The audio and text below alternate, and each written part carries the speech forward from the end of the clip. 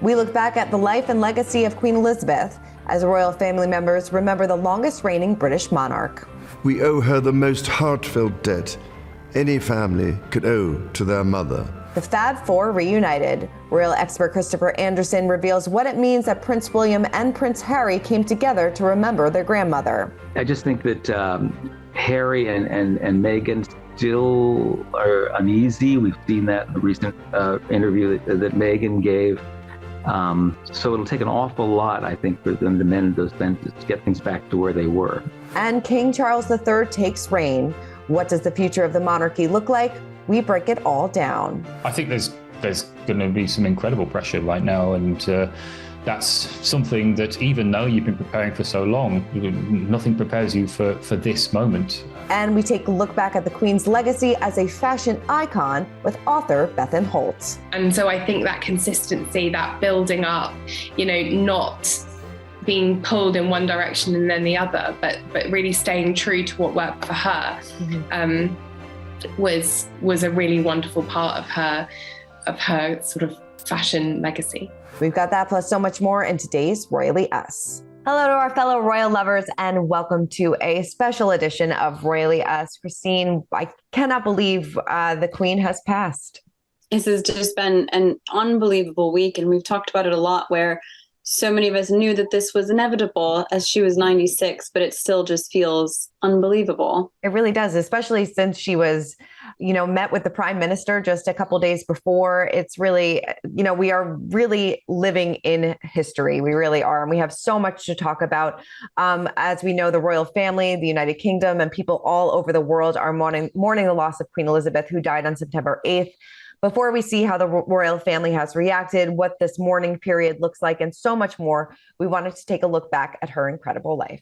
Take a look. Born in London to the Duke and Duchess of York in 1926, Elizabeth gained the title of princess when her father took the throne after his brother, King Edward VIII, stepped down in 1936. As a child, Winston Churchill described her as a character, saying, "She has an air of authority and reflectiveness astonishing in an infant." And how's this for breaking down gender stereotypes? The Queen was always willing to get her hands dirty, as she served as mechanic and military truck driver during World War II in the Women's Auxiliary Territory Service beginning in 1945. Before her death, Queen Elizabeth was the last serving head of state to serve in uniform in World War II. Queen Elizabeth married Prince Philip, the Duke of Edinburgh, in 1947. Their wedding at Westminster Abbey was broadcast to over 200 million radio listeners worldwide. They went on to have 4 children: Prince Charles, Princess Anne, Prince Andrew, and Prince Edward. Elizabeth and Philip were married for 73 years before his 2021 death at the age of 99. Now, Elizabeth was crowned monarch of the United Kingdom in 1953 at the age of 27, following the death of her father, King George. Over the course of her reign, she inspired a new generation, including her grandsons, Prince William and Prince Harry. There's such scrutiny on the job that I think you have to be very, very careful how you carve your path, but she's, done it brilliantly. Because of my time in the service, the utmost of respect that I have, not just as a grandmother.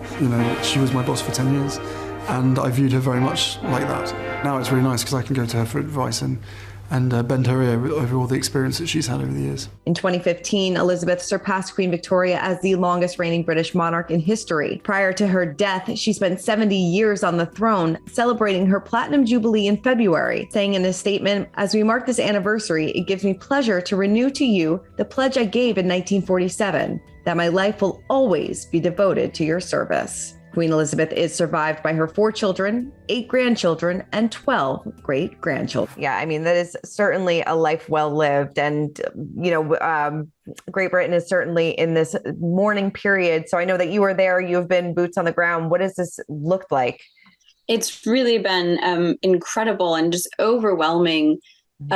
There's been so many people outside Buckingham Palace, in Green Park, laying floral tributes. And when you see on the internet, I mean, it overwhelms me to see how many people are in London. And then you see there's people in Windsor and up at Edinburgh and in Northern Ireland and at Sandringham, and every single palace is just covered in flowers. It's really touching. And in London, outside Buckingham Palace, I mean, I've been overwhelmed several times. Looking around, there must be tens and thousands of people, and it is silent. everyone is so quiet. They are so respectful. And it's just an incredible thing to be a part of. It really must. And, so many people that we've talked to, when you ask about what the Queen's legacy would be, they said, a life of service, a life of duty. And that's really what she did up until the day she died. Like I mentioned, she was working 2 days before she passed. And I think even though we knew this was coming, it was still a surprise. I mean, it was, Prince Charles, I think that he was supposed to sit down for an interview with the Today Show, and that got canceled right as it was about to happen because, they were called to the Queen's bedside. So I think this was a surprise for the family. Obviously, everybody went to Balmoral, Prince William, Prince Harry. But yeah, so now we're in this mourning period. The funeral is going to be taking place on September 19th. Dignitaries from all over the world will be coming. I know President Biden will be there with First Lady Jill Biden, the President of France, President of Turkey, Emperor of Japan. So many people are coming to this funeral. So, I mean, what do you think that this is going to look like?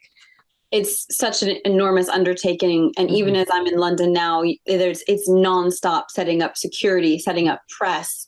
There's so many sort of, the public just knows what's happening, but there's lots of feet, duck feet paddling beneath the water to bring this together because it's official heads of state. So for many countries, that is the president, but for a lot of countries, that is members of their royal family. And these members of the royal family are often distant family members of the Queen and the British royal family. So you're looking at kings and queens and presidents and prime ministers of the biggest, strongest countries in the world, of all the Commonwealth nations, of everybody from the far-reaching corners.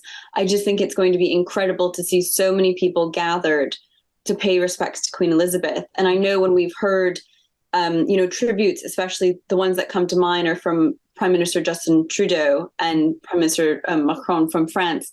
They are so emotional over this. Queen Elizabeth meant so much to them. Yeah, and it's so interesting. They are saying for all these dignitaries to fly commercial, to not take any private helicopters, any private planes. They want them all to come in by bus because they're just expecting the magnitude, so many people, that I'm sure it's a security nightmare and something that, everybody just has to follow these rules and regulations. And unlike Prince Philip's funeral, there are no COVID protocols. So there will be a lot of people in attendance. I think they're saying over 2,000 people at Westminster Abbey. So they have a few more days to get prepped. And as we know, Queen Elizabeth is lying in state. So following the 6-hour drive from Balmoral to the Palace of Holyrood House, the Queen's coffin arrived at St. Giles Cathedral, where King Charles and his siblings paid their respects ahead of her September 19th funeral at Westminster Abbey.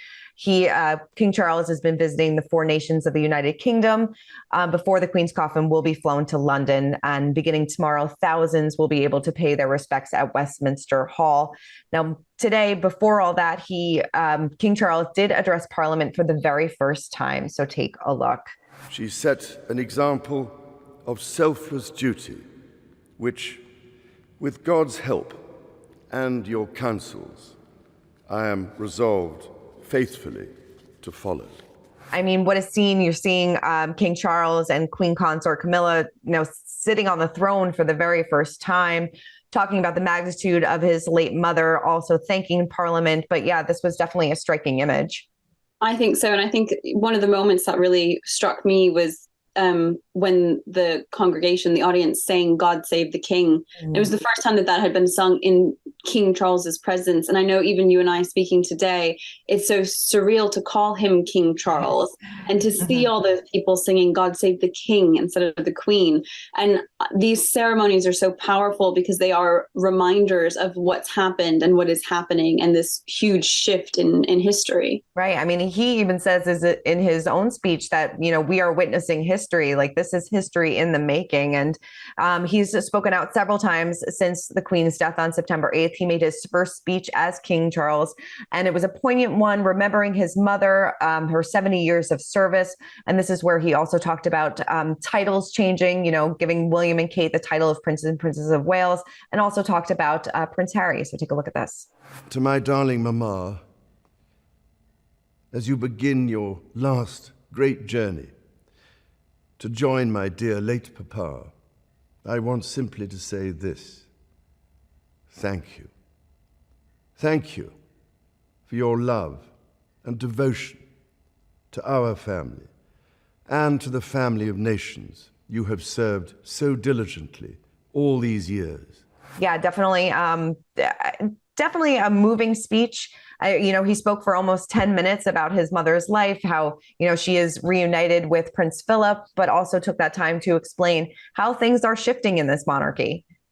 It was so well written. And what's very impressive about this time period is that they have had these plans for years. I mean, decades, I've heard. So he's had such a long time to write this speech and prepare it and really be careful about what he wants to talk about and what he wants to share with the people. So knowing that it's not well thought out just makes every little message more important. Definitely. And we have to remember that this is also a family in mourning. This is a family grieving, yes, she was everybody's queen, but she was also a mother, a grandmother, a great grandmother. And we saw King Charles wiping away tears as he was greeting the thousands of mourners. Prince William released a statement following his grandmother's death, saying, "On Thursday, the world lost an extraordinary leader whose commitment to the country, the realms, and the Commonwealth was absolute. So much will be said in the days ahead about the meaning of her historic reign." He said, "I, however, have lost a grandmother. And while I will grieve her loss, I also feel incredibly grateful. I have had the benefit of the Queen's wisdom and reassurance into my 5th decade.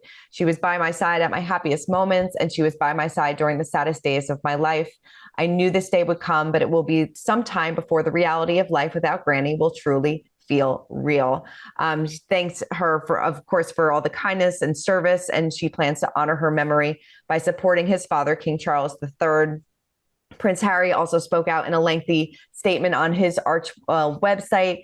He said, "Let us echo the words she spoke after the passing of her husband, Prince Philip, words which can bring comfort to all of us now. Life, of course, consists of final partings as well as first meetings."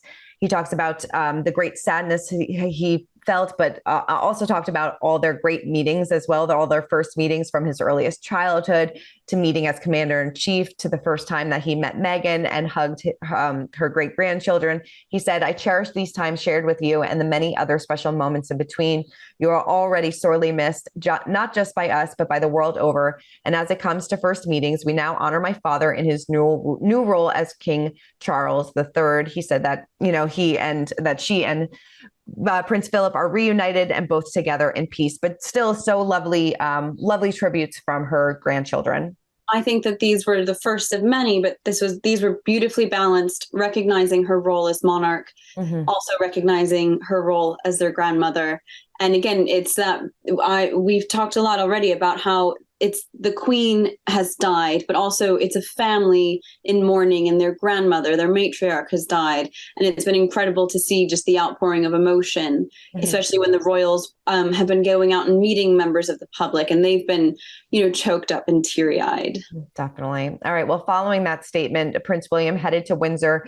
And of course, this was the moment that everybody was talking about: the Fab Four reunited, the new Prince and Princess of Wales, along with the Duke and Duchess of Sussex, gathered for the walkabout. And this was the first time that they were seen together since March of 2020. Harry told well-wishers, "It's a lonely place up there now without her," of course, talking about Queen Elizabeth. "Every room she was in, you felt her presence throughout." Now, a source did tell Us Weekly that William invited Harry and Meghan to join them. They were delayed in arriving while they arranged the plans. Hopefully that this is a start of a reconciliation. Charles also brought him up in the speech that he made, saying that, Meghan and Harry are making their life overseas. Harry spoke about King Charles in his statement about the Queen. I mean, what were you making about all this? What did you think? It was so emotional, and I think it was a good reminder that ultimately this time of mourning and these next few days are about honoring the Queen and coming together for King Charles. It's not about little squabbles. It's not about, the past or anything like that. It was about them coming together. And you have to think the last time that William did this, last time he really met with mourners, was possibly when he did it for his mother. And that would have been a really traumatic thing to go through all by yourself. Even with Catherine supporting him, I think he said, "You know what, I really want my brother here with me to do this." It did sound like it was a very, not necessarily last minute, but very personal decision where he said, I need my brother here, and called him up and asked him to be there. I understood that it was about 40 minutes from the phone call to all of them on the ground where Meghan and Harry got ready to be there in support of the Prince and Princess of Wales. But ultimately, all of this was in memory of the Queen. I think they're all coming together, putting all differences aside because the Queen meant so much to them. Yeah, you love to see it. And it also, Kate and Meghan were breaking royal protocols, hugging people, touching people, and that's not something you usually see. So this definitely meant a lot to a lot of people. And obviously, everybody's talking about what does this mean for the future of Harry's relationship with William and the rest of the royal family. So to help us break that down a little bit more is our friend, royal expert, Christopher Anderson. Take a look. What did you think when you saw the fab for, William and Kate and Meghan and Harry back together? And do you think it kind of opened the door for, the future? Well, I don't think... I think it's interesting how every little movement is dissected. Harry, people were criticizing William for not opening the door for Kate, where Harry, of course, very gallant man that he is, went over and did that for his wife. Well, of course, William saw that someone else was coming to open the door for his wife, and they've done this a million times. So everything that they do, every tiny little gesture is going to be dissected, and that adds to the pressure. I still think, I don't think Charles, sure, Charles would like everybody to be there and doing their job, and it's in his interest to get Harry back into the fold. I'm not so sure William is that interested. I think he's got much more of a grudge against Harry at this time. And again, it's just going to get worse, I think, as time goes on. So we'll see how they handle it.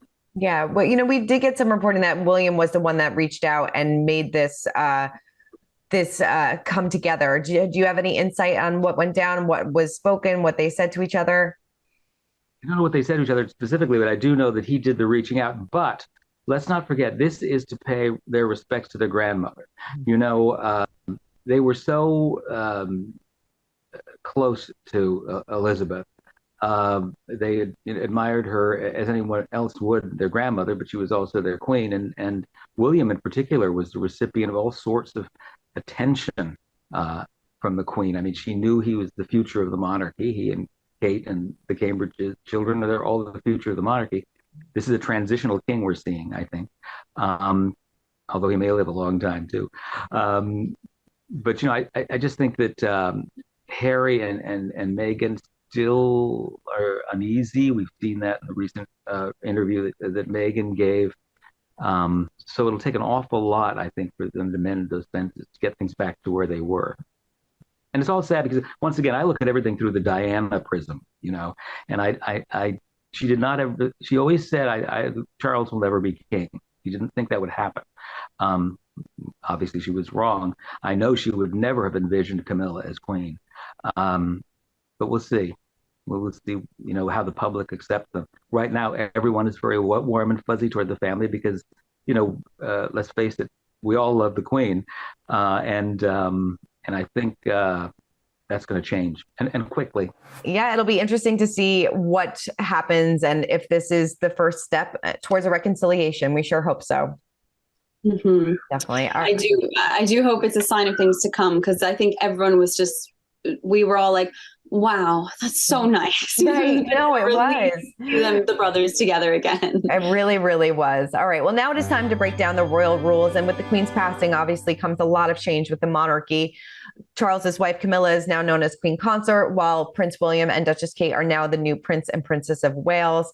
William spoke about the new title with politician Mark Drakeford on September 11th, where he gushed about the country, and Kensington Palace said in a statement, the prince acknowledged his and the princess's deep affection for Wales, having made their first family home in Ainsley, including during the earliest months of Prince George's life.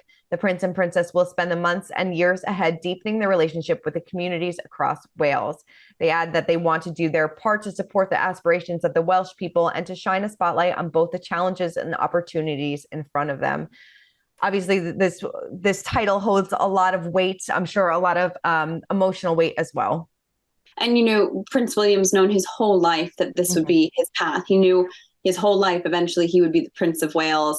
And so, we have seen William and Kate spending more time there, making sure to do special trips to Wales in preparation for taking over this role. Definitely. Well, like I said, this will be the first time since the late Princess Diana that someone will take on the title of the Princess of Wales. And it's not something that the couple take lightly. To break down their titles and what else may change is royal historian Gareth Russell. Take a look. What kind of weight does this mean for William and Kate? Well, of course, it has a huge emotional weight. Princess Diana had such a great impact across the world with both her charisma and her fame, and also her humanitarian and charitable activities. But the title, was used by many people before Diana, and it will be used. It is now being used afterwards. What I think we will see is a real respect for Diana's legacy. I think it is quite moving for a lot of people that the last person to hold it was William's mother, and now it's his wife.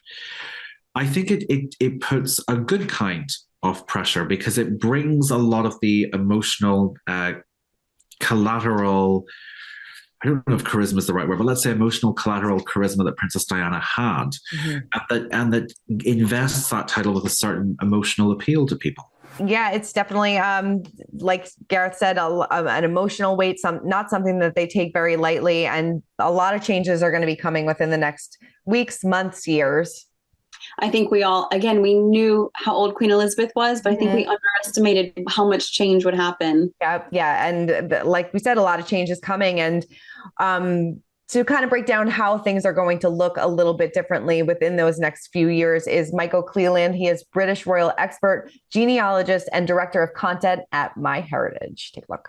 Do you feel that King Charles feels the pressure? Do you think that that he's under a lot of pressure now to fill these shoes and to come after Elizabeth the Great?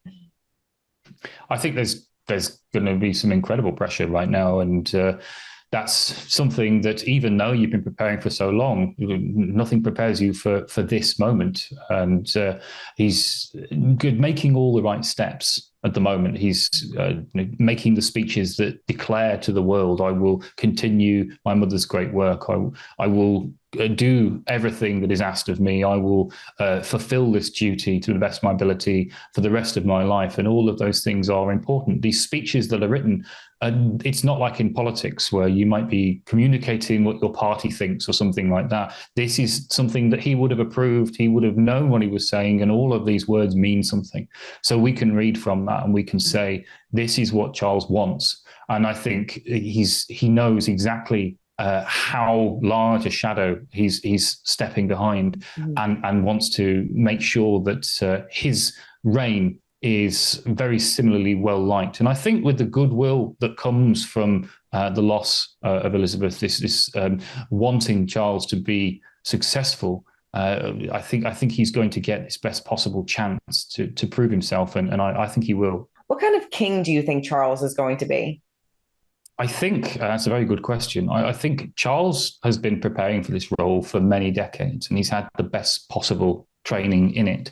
And Charles has kind of inherited a little bit of his mother and a little bit of his father. He's certainly got that love of duty, and he echoed that again today when he made a speech to members of Parliament. But also, he's got this little bit of flamboyance that his father had. So many people have talked about that Charles is going to slim down this monarchy. Do you foresee that happening? And what does a slim down monarchy look like?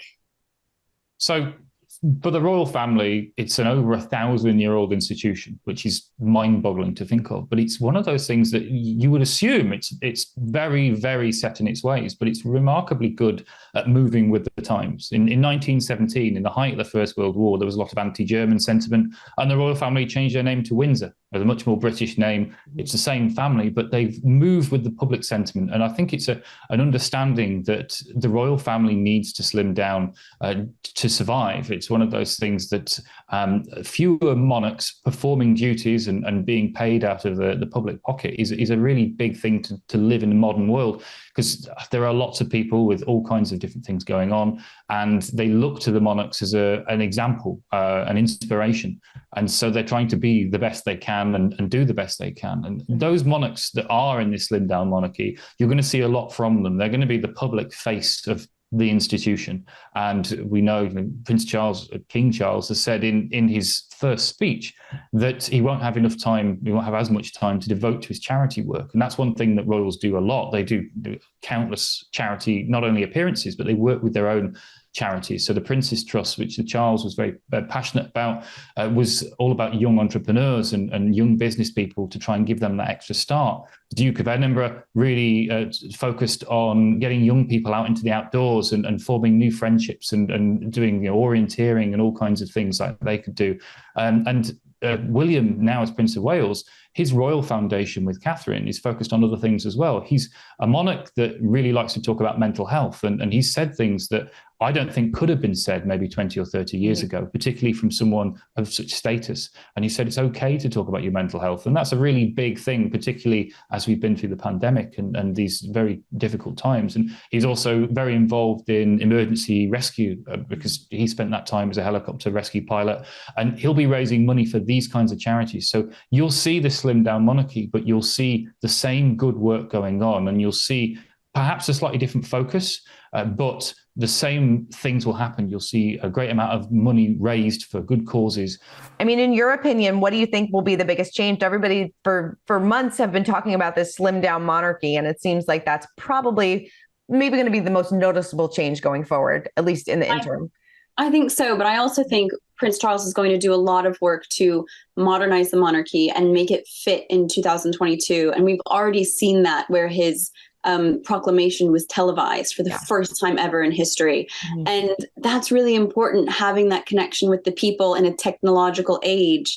I think we're going to see more things are televised. There's more, social media, perhaps. There's going to be more of a connection that fits in our modern world. Yeah. I mean, the motto has always been never complain, never explain, but I wonder if we will get more explanation going forward and, get to know maybe them. Maybe like an Instagram live, right. I wonder if we'll get to know them on a different level. I mean, we'll have to wait and see. And I'm sure a lot of people would like that. So I don't know. So moving on to our pint-sized palace, Duchess Kate opened up about how her youngest son, Prince Louis, reacted to Queen Elizabeth's death during the walkabout with Prince William. She told a group of children, Louis said, at least Granny is with great grandpa now. Oh, breaks your heart. But, you tend to forget these children are so little. So it's hard to talk to kids about the passing of a great grandmother. It's not easy. And, they're at their age, or at least Louis is at the age where he kind of gets it, kind of doesn't. I really don't, Kate notably did not go up to Balmoral, and I really felt for her so much because they had just moved house. Right. The children had just started a new school. It's literally their first day of school. They're coming home and she has to break this terrible news. And in their unique role, they're kind of shoved into a particular kind of spotlight. I don't envy her. They must be very emotional at their house. And I hope that she and the kids have the support that they need. Definitely. I'm sure that they do. But like you said, that's a lot of change. That's a lot. Yeah, it's a lot all at once, but it really is. And, it seems like the Queen had such a great relationship with all of her great grandkids. She was a great grandma 12 times over. I mean, not a lot of people can say that. Pretty remarkable. It's such a blessing, I think, for Queen Elizabeth. I think she was aware of it too. I think she really had special relationships with all of those grandchildren and great-grandchildren. 100%. Well, let's move on to our royal history moment of the week. And we wanted to take a look back, not just at her legacy, but also her fashion.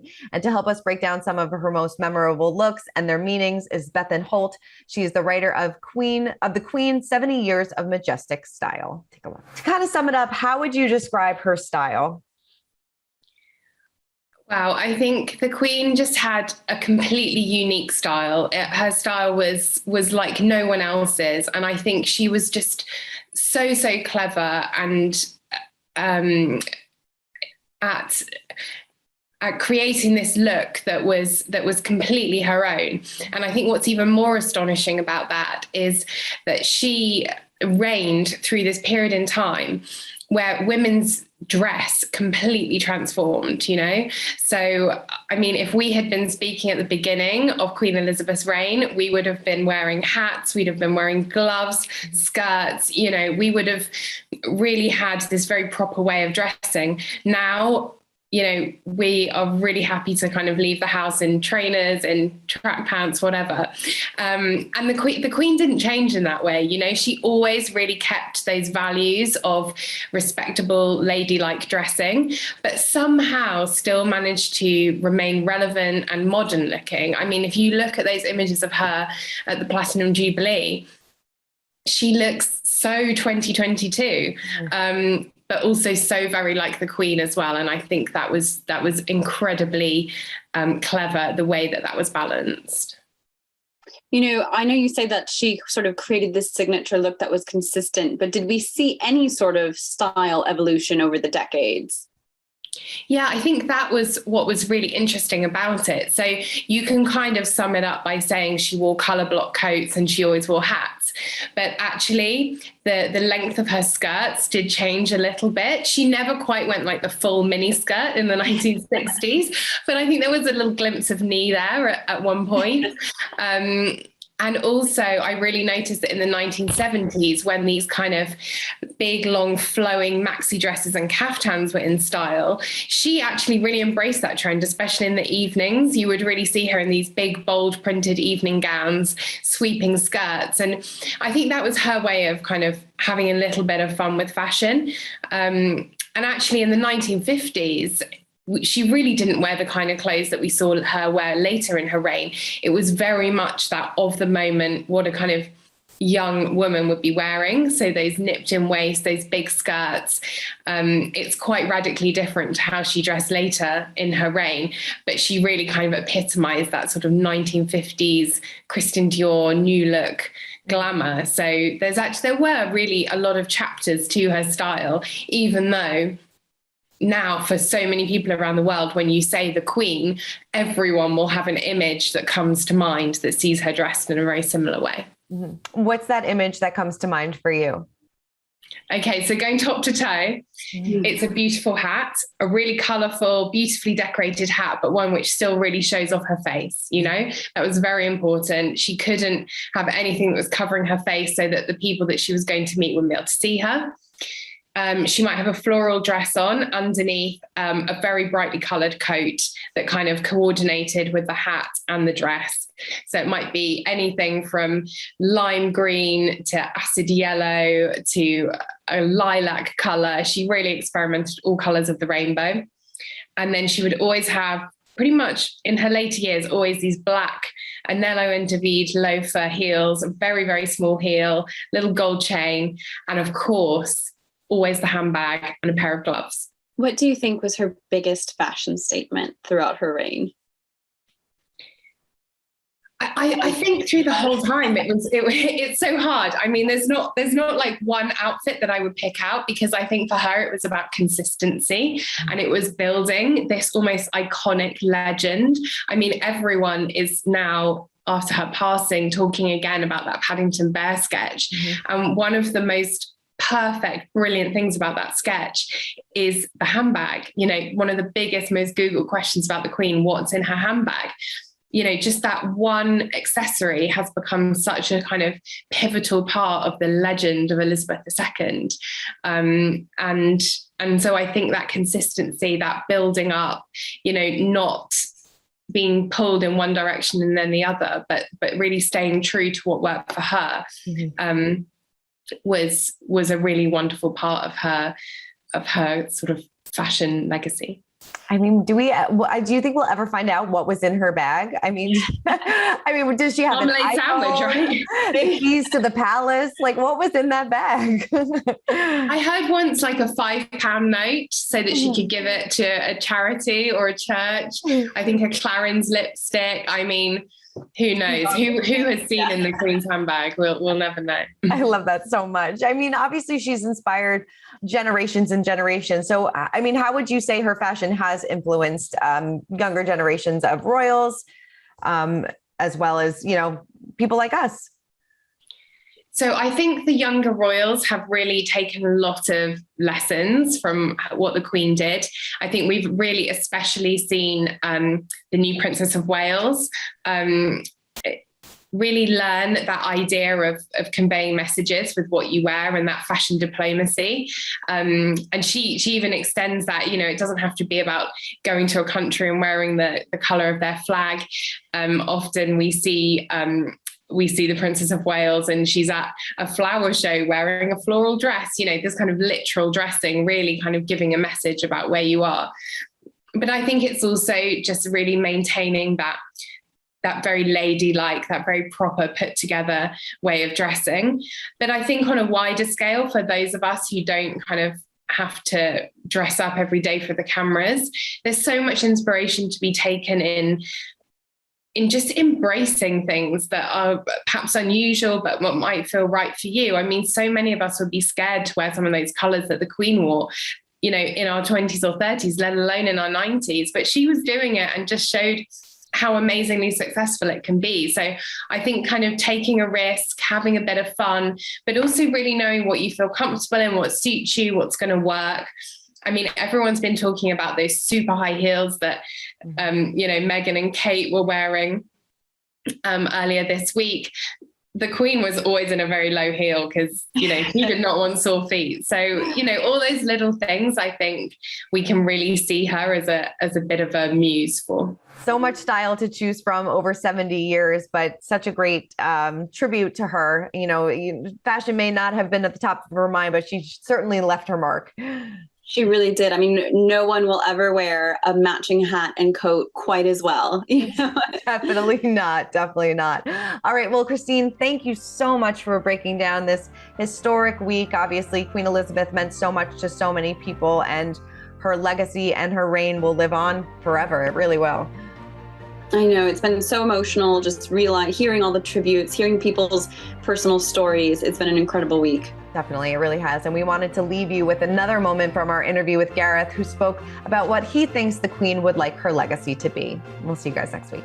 She fought the good fight. She finished the race, and now is her rest. And I think for her, one of the great achievements that she would consider paramount in her life is the continuity of the fact that this passed from her to her eldest son in a way that comforted people and quieted the political tensions in Britain for a while rather than augment them. So actually this was not a messy transition. This was incredibly smoothly done. And it is a testament to the popularity and respect that she had, that this institution has been able to continue into the next generation in the way that it has. For more news, content, and exclusive interviews, make sure to hit the sub, like, and bell button down below and visit usmagazine.com.